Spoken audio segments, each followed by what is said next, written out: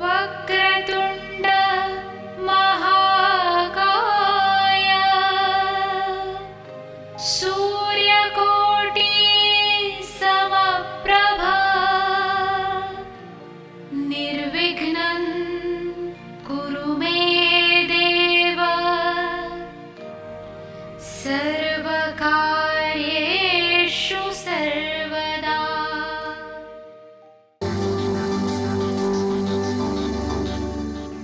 राजीव सूर्यवंशी वास्तु के क्षेत्र में एक जाना पहचाना नाम है। पिछले एक दशक से भी अधिक समय से इस क्षेत्र में सेवारत, भवनों को बिना तोड़े या फेरबदल किए उनके परामर्श से असंख्य लोग लाभान्वित हुए हैं। सिंहस्थ महाकुंभ 2003 को त्र्यंबकेश्वर में श्रद्धालुओं को वास्तुशास्त्र प्रवचनों द्वारा कृतार्थ करने पर विशेष रूप से सम्मानित किया गया। समाज के प्रति उनकी बहुमूल्य सेवाओं के लिए वर्ष 2002 में उन्हें मानव रत्न ऑफ द मिलेनियम पुरस्कार से सम्मानित किया गया था। यही नहीं, इस क्षेत्र में उनके विशेष योगदान के लिए वर्ष 1990 में श्रेष्ठतम वास्तु विशेषज्ञ के रूप में उनका चयन हुआ और इन्हें स्वर्ण पदक से सम्मानित किया गया। राजीव सूर्यवंशी ने समय समय पर देश के विभिन्न भागों और विदेशों में सेमिनारों और कार्यक्रमों का आयोजन करके समाज की खुशहाली और उत्थान में अपना योगदान दिया है। देश विदेश के कई व्यापारिक प्रतिष्ठान, शैक्षणिक संस्थाएं, सामाजिक और धार्मिक संगठन तथा जन सामान्य उनके निस्वार्थ और उत्कृष्ट मार्गदर्शन का लाभ उठा रहे हैं। इस क्षेत्र में उनकी एक उल्लेखनीय उपलब्धि वास्तु रिसर्च फाउंडेशन की स्थापना है। वास्तु के क्षेत्र में जिज्ञासु लोगों के लिए राजीव निष्ठावान पथ प्रदर्शन की भूमिका निभाते रहे हैं और उनकी जिज्ञासा शांत करते रहे हैं। उनके अनेक विद्यार्थी इस प्राचीन विज्ञान का देश भर में प्रचार प्रसार करके लोगों का ज्ञान वर्धन कर रहे हैं। नमस्कार। हमारे जीवन में शयन कक्ष यानी कि बेडरूम का बहुत महत्व है। व्यापारी वर्ग जो कि अपने व्यापार पे चाहे 16 घंटे बिताता हो, लेकिन 8 घंटे वे अपने घर में अपने बेडरूम में ही होता है। बेडरूम हमारे लिए बिल्कुल वैसा है जैसे कि इन्वर्टर के लिए एक बैटरी जो कि उसको दोबारा चार्ज करती है। हमारे शरीर को सारी ऊर्जा बेडरूम से ही मिलती है, यानी कि जब हम सोते हैं तो हमारे शरीर ने जो ऊर्जा खोई होती है वह पुनः प्राप्त हो जाती है और 8 घंटे सोकर हम 16 घंटे कार्य कर सकते हैं। किंतु कई बार ऐसा भी होता है कि ये शयन कक्षी हमारे लिए बहुत सी बीमारियों का और बहुत सी परेशानियों का कारण बन जाता है। अब शयन कक्ष कहाँ और कैसे होना चाहिए, इसके बारे में यदि हमें पता हो तो हमारा जीवन बहुत ही सुरुचिपूर्ण ढंग से आगे बढ़ता है और हम परेशानियों को एक रास्ते पे करते हुए प्रगति की राह पर अग्रसर हो सकते हैं। घर के जो बुजुर्ग लोग हों, माता पिता हों, उन्हें साउथ वेस्ट के कमरे में ही सोना चाहिए। यदि वहाँ पर हम किसी भी अविवाहित बच्चे को वो कमरा देते हैं तो उस बच्चे के साथ और पूरे परिवार में कलह रहता है। और जो बच्चे अभी पढ़ रहे हैं, जो स्टूडेंट्स हैं, उनके लिए पूर्व दिशा यानी ईस्ट का कमरा बहुत बेहतर रहता है। जहाँ तक हो सके हमें उत्तर दिशा में कोई बेडरूम नहीं बनाना चाहिए, क्योंकि उत्तर दिशा में यदि बेडरूम होगा तो उसे बहुत सी बीमारियां जो कि खून से रिलेटेड होंगी, जैसे ब्लड प्रेशर या हेडेक, माइग्रेन, ऐसी बीमारियां हो सकती हैं।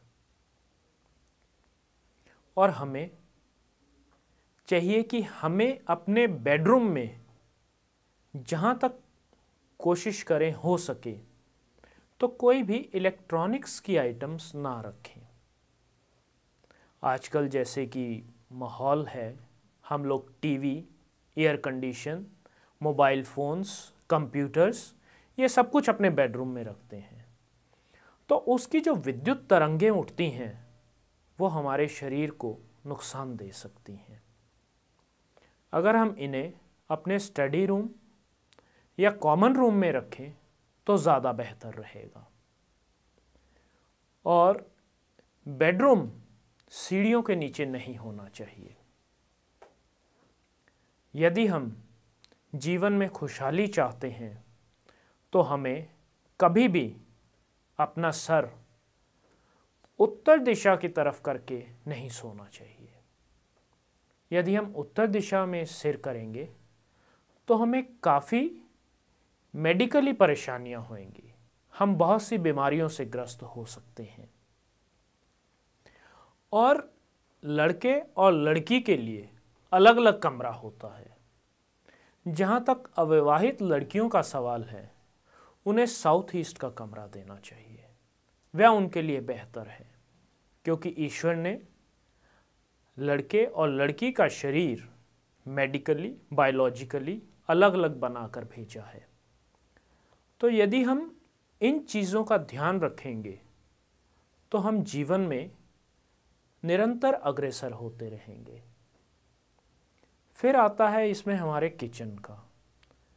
हमारी किचन है वो हमारे लिए हेल्थ का काम, हमारे स्वास्थ्य के लिए कार्य करती है।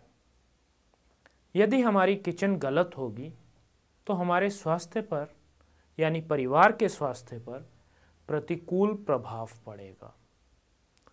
और यदि आप व्यापारी हैं और आपकी किचन गलत स्थान पर है तो आपके व्यापार में भी निरंतर नुकसान होगा। और यदि आप नौकरी पेशा हैं तो आपकी प्रमोशंस बहुत धीरे धीरे होंगी। आप अपने जीवन पथ पर उन्नति नहीं कर पाएंगे। ये सारे नियम, सारे सिद्धांत वास्तुशास्त्र द्वारा लागू किए जाते हैं, जो कि ब्रह्मा जी द्वारा वरदानित है। और आप भी यदि जीवन में खुशी, शांति और समृद्धि पाना चाहते हैं तो वास्तुशास्त्र की शरण में अवश्य आएं और प्रगति अवश्य होगी। आज मैं अपने वचनों को यहीं विराम देता हूँ। कल एक नए वृत्तांत के साथ आपसे फिर भेंट होगी। तब तक के लिए नमस्कार। दर्शकों, अगर आपकी भी कोई समस्या है तो आप राजीव जी से अपॉइंटमेंट लेकर मिल सकते हैं।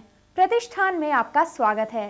राजीव जी की सेवाएं भारतवर्ष के साथ साथ विदेशों में भी उपलब्ध हैं।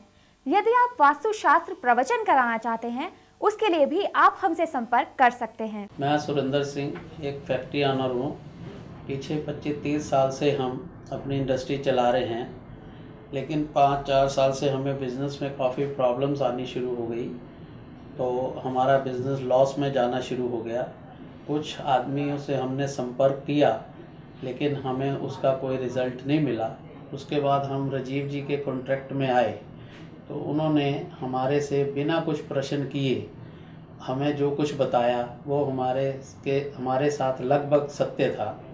फिर उन्होंने उनके संपर्क में हम आए, उन्होंने हमारे कुछ उपाय बताए, हमको कुछ चेंजिंग कराई, तो जिससे कि हमारा कारोबार दोबारा लाइन पर आ गया और अब धीरे धीरे प्रगति पर हैं और उनके साथ रेगुलर टच में हैं। तो उसके बाद हमें पीछे देखने की ज़रूरत नहीं पड़ी।